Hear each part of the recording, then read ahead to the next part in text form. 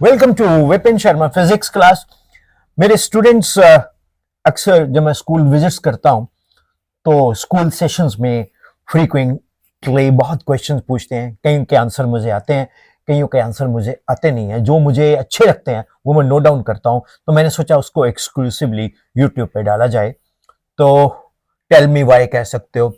मुझे एक बच्चे ने क्वेश्चन पूछा कि सर, आप फिजिक्स पढ़ाते हो, तो why the maximum height of a mountain cannot be greater than Mount Everest, that is 8,848 metre. Sir, earth पे माउंट एवरेस्ट से ज्यादा बड़ी कोई भी और पहाड़ी क्यों नहीं है? क्या आंसर हो सकता है आपका? मैं इस का आंसर देने के लिए, अब सेशन सेमिनार चल रहा था, तो मैंने बोला बेटा ठीक है, इसको हम क्लास में ही डिस्कस कर पाएंगे। तो मैंने उसके लिए फिर एक वर्कआउट किया, स्टडी की, हेल्प ली अपने टीचर्स की, अपने फ्रेंड्स की। तो आज हम डिस्कस कर रहे हैं why the maximum height of mountain can not be greater than 8,848 metre, means more than 9 kilometre. Well, मैं इसको ले गया कॉन्सेप्ट इलास्टिसिटी एंड प्रेशर के ऊपर। Treat the mountain like a column of a rock. आप माउंटेन को एक column की तरह ले लो। जैसे, अरे आपने बचपन में क्रिकेट खेला ना? क्रिकेट में हम लोग जब गांव में खेलते थे तो ब्रिक्स की विकेट बनाते थे। वो जब ब्रिक्स की विकेट बनती थी, ऐसे ईंटें लगा के, फिर उसके आगे उसकी जो विड्थ है वो ऑलमोस्ट विकेट के बराबर ही होती थी, तो उस पर हम खेलते थे। अगर हम एक्स्ट्रा ब्रिक्स लगाने की कोशिश करें तो वो खुद ब खुद गिर जाती थी, है ना? तो यही यहां छुपा हुआ है इसका आंसर। तो हम लोग माउंटेन को एक कॉलम ऑफ रॉक लेते हैं। अब जो उसका बेस है, ये वाला base, this is a base, you know. तो जो इसका बेस है, इस बेस में क्या लग रहा है? मैक्सिमम इसका स्ट्रेस आ रहा है। Stress at the base, sigma base, that is rho g into h. अब सिग्मा बेस क्या है?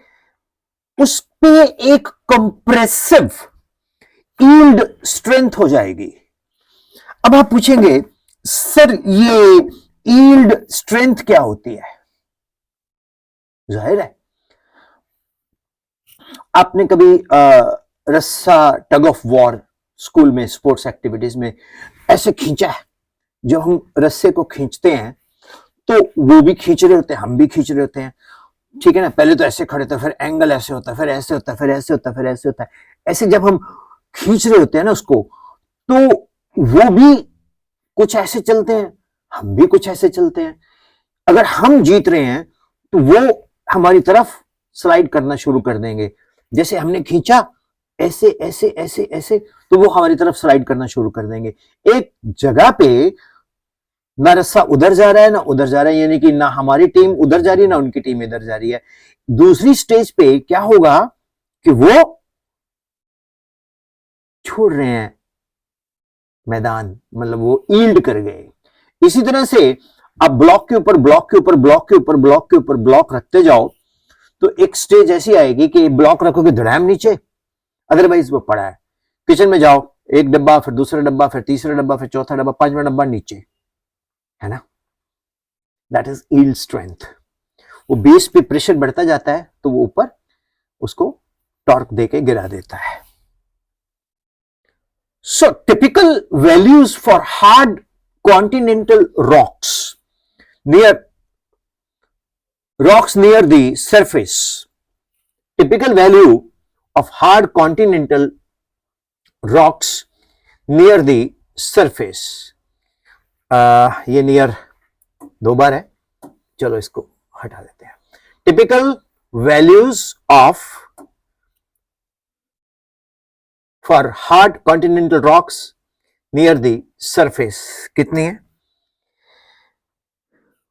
वेल, इनकी डेंसिटी है 2700 किलोग्राम पर मीटर क्यूब। कितनी है sir? 2700 kilogram per metre cube. और जो ग्रेविटी है वो है 9.81 मीटर पर सेकंड स्क्वायर। तो कंप्रेसिव यील्ड स्ट्रेंथ कितनी होगी? वो 200 to 300 million pascal, 1 pascal kilogram upon metre square, kilogram weight upon metre square. तो कंप्यूट करते हैं रोज ही, कंप्यूट मैंने कैलकुलेट करते हैं रोज ही, तो ये हमारे पास आया 2.65 10 रेज टू पावर 4 न्यूटन पर मीटर स्क्वायर।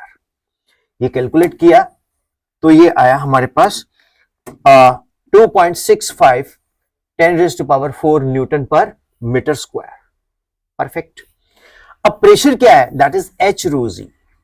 तो एच क्या है? पी अपॉन रोजी। नाउ डियर स्टूडेंट्स, एच क्या है? P yield stress divided by रोजी। तो यील्ड स्ट्रेस क्या है? 200 इंटू 10 टू 6 अपॉन 2.65 10 टू 4, ये आया 7.6। अगर हम इसकी वैल्यू, यील्ड स्ट्रेस की वैल्यू ले लें 250, तो 250 into 10 to 6 upon 2.65 into 10 to 4, ये आया 9.4 किलोमीटर। और अगर हम इसकी वैल्यू 300 ले लें तो ये आया 11.3 किलोमीटर। तो इस तरह से ये वैल्यू जो है चेंज करते ही reality, rocks get hotter and weaker with the depth, lower crust behaves ductile and erosive top.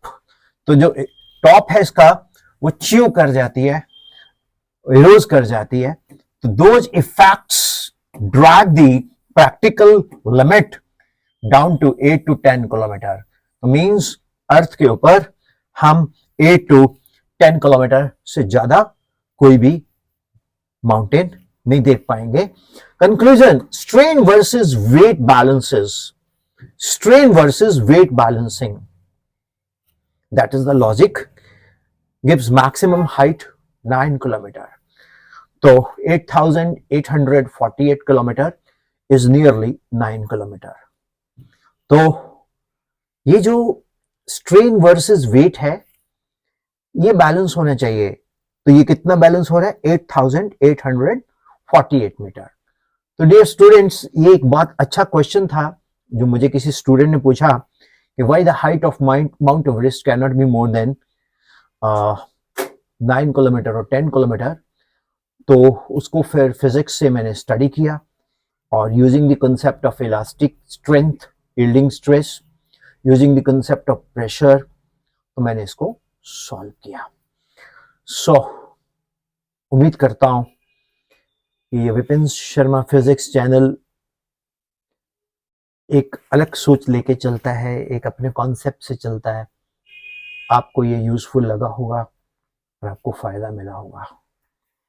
तो thank you for listening and watching. Vipin Sharma physics channel में बहुत सारी मेरी स्कूल वर्कशॉप्स रहती हैं, तो इस वजह से मैंने देखा है कि बहुत सारी वीडियोस मिक्सअप हो जाती हैं। तो मैंने इसी का एक sister channel school of physics में भी मैं वीडियो डालता हूं, उसमें खाली आपको फिजिक्स ही मिलेंगी। तो डियर स्टूडेंट्स, आप इस के डिस्क्रिप्शन में उसका लिंक भी देख सकते हो, तो उस चैनल को भी आप सब्सक्राइब कर सकते हो। और हमारी कोशिश है कि आपको फिजिक्स को एक अच्छी क्वालिटी वे से पढ़ाया जाए, क्वालिटी आपको दी जाए। और है ये ऑर्गेनिक चैनल, मतलब मेरी कोशिश यही रहती है कि आपको एक बेस्ट वे से एक्सप्लेन करें सब कुछ, एंड ये सब कुछ एक इजी वे से आपको एक्सप्लेन करके टीच किया जाए। तो उम्मीद करता हूं आप इस चैनल को सपोर्ट करेंगे। एक चीज और है, हम लोग ऑनलाइन पढ़ाते हैं, फीस लेते हैं पर लेक्चर। 2 लेक्चर्स हमारे होते हैं, एक डेमो होती है, दूसरे में फीस शुरू हो जाती है। वो फीस हम चार्ज करते हैं 25 rupees at the rate of पर लेक्चर। और इस फीस को आपने जीपे करना होगा और इसको हम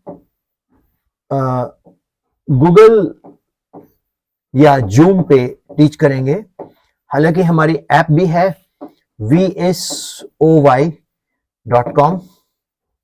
और ऑन योर मार्क्स ये भी है, तो आप इसको भी डाउनलोड कर सकते हैं, लेकिन जो क्लास होगी वो हमारी गूगल मीट पे होगी। तो hope physics is no more a difficult subject. Thank you. God bless you.